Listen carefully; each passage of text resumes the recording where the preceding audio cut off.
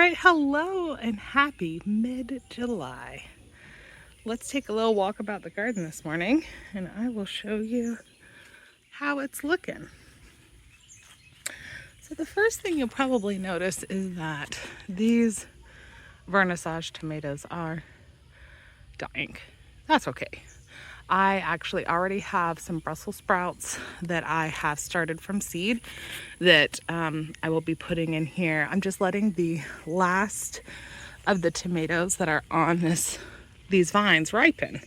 And you can see they are actually ripening. So that's exciting. I'm gonna leave that, let it do its thing.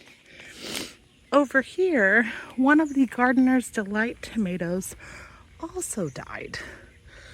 Now, I'm really not sure what happened other than it got loaded up with fruit, as you can see. And maybe that was just too much for it. I don't know that these are going to ripen, but we'll try. I'll leave them on the vines for another week or so, and then I'm going to take this one out too. Now, what I have to put in here, funnily enough, is another tomato. When I transplanted my strawberries that I propagated from the runners, I accidentally planted a seed of something. So I'm confident this is a tomato. I don't know what kind it is. But yeah, it came up within the strawberries, so we'll be putting that out there. Now, while we're over here talking about the little seedlings, this coming week, I do need to put this okra out, this bean. They've been sitting here getting acclimated to the weather. Same thing with these. I think all of those are cucumbers, but time will tell. Not really sure. The adzuki beans, which are in these two pots, they're going to stay there. That's where they live now. And this is lemongrass, which I rescued from up behind the cucumbers. That's where I had planted it. I started this from seed and I put it directly into my native soil because I mistakenly thought it wouldn't need anything special because it's a grass. But yeah, it darn near died. So we'll be keeping it here in this pot. And hopefully it's already looking like it's grown some new leaves since I last looked at it. So yes, I think it will revive itself. But it'd be great if I could get some lemongrass. We have lots of hot left in the season, so I think it's possible. All right, back up here. In front of the vernissage tomatoes, I do have these beans. I've been kind of looking, but I don't see any beans yet. It's coming. I can't wait. This is the Cherokee Purple. Looks like I really need to pick that one today. And yeah, they haven't had any more blossom end rot issues, which is exciting. But they're also just not producing very much. What I will say is those tomatoes are delicious. They're very good flavor-wise, but yeah, not keeping them next year. These are the white currant tomato. They are doing great. They are loaded up with blossoms, loaded up with fruit. I basically let the kids have as much as they want of those little yellow tomatoes. They're delicious and they're still doing great. Part of why I'm surprised is just because I started all these tomatoes in January. It's July. These plants have been living for 6 months. So, wow, good job me, I guess. All right, these was the ground cherries. Most of the ground cherries died. We do have this one remaining. It does have some going on the underside, but not many, which is okay. We're kind of keeping an eye on it. And then around, I did plant some zucchini and squash, which are starting to get some size on them. It's incredible how fast these grew, to be honest. All right. I guess we'll talk about the watermelons before we head up those stairs. As you can see, the watermelons every day are just covered in blooms. The bees are loving this. I also see other little flying insects over here, absolutely loving it. I think I was able to successfully pollinate a little watermelon, so I put a little bow there so I can keep an eye on it and see. There's another one in here, right there. So we'll see if those get any size on them. Of course, I do have still the 2 that have been growing for some time. I don't think they're anywhere near ready. I'm gonna try to do a little more research. But what did happen, thank you bees, is we got a 3rd one going. And then I think one maybe didn't get pollinated down there. It might. We're kind of keeping an eye to see if it gets any size on it. But I think that little marker might get removed. Oh my gosh, but I see one there. Maybe I'll move that this morning. So yeah, the beneficial insects in my yard have been loving all of the blossoms on these, which is really helping in terms of pollination. The squash and zucchini that I transplanted behind this might actually end up being cucumbers. They're growing taller than I would have expected, and since I didn't label and the leaves look so similar, I think it might be cucumbers, but we'll kind of keep an eye out there. All right. So moving up, here we go. These, oh, little lizard. Hi, little lizard. Oh, it's so cute. You see it? He blends in really well. Great camouflage, little lizard. Anywho,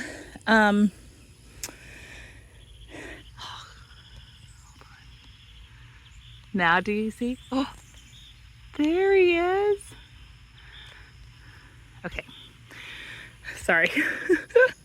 Okay, so these are squash and or zucchini, although this one could also be cucumber because of how it's growing. We'll kind of have to see, but they are doing really well since they were transplanted. They are just a little distressed in the hottest part of the day, but really they're doing quite well. Which brings us to, I gotta pick an okra. So okra will do this to you. The pods grow really fast. So like this one, which is now on the verge of too big, because when they get too big, they don't taste as good. But it was like this size yesterday, which is really too small. I should have come out yesterday night and checked on it, but I didn't. And wow. Anywho, okra will do that to you. So these are growing very well, which is expected. As a plant, they tolerate the conditions of my summer. So have been pleased. I have not gotten enough pods yet to make fried okra, which is one of our favorite summer foods. But I have been able to freeze some. So I went ahead and sliced them fresh. Washed them, sliced them fresh, and then coated them in Jiffy cornbread mix and popped them in the freezer like that. So yeah, these are coming along. The motherland okra, which is this one. Never grown this one before, but it finally has little pods forming, and these are a much different shape than the regular okra. So I'm very excited about that. My sister said they should be kind of round and like bulbous. So, all right, these two plants, the ones with the big dark green kind of floppy leaves, they are my oldest zucchini. They have survived since when I planted them out in April. And they actually have little zucchini growing. So I'm pretty pleased about that. I'm fairly certain those were actually pollinated. So we'll be seeing that soon. I had intended to plant more zucchini and squash around that, but as you can see, this one ended up being a cucumber. I really needed to label better, but that's on me.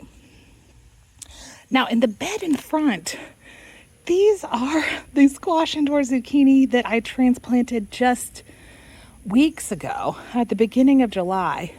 They're already as big as these plants, which is just nuts to me. It just shows, I think, how much my garden has responded to the weekly liquid fertilizing as opposed to the granular fertilizing that I was doing before, because these guys didn't start growing until I started using the liquid. And now these guys have basically caught up. It's incredible. So very pleased about that. And then over here, we've got all sorts of stuff happenings over here. So first, let me tuck this cucumber back in the trellis.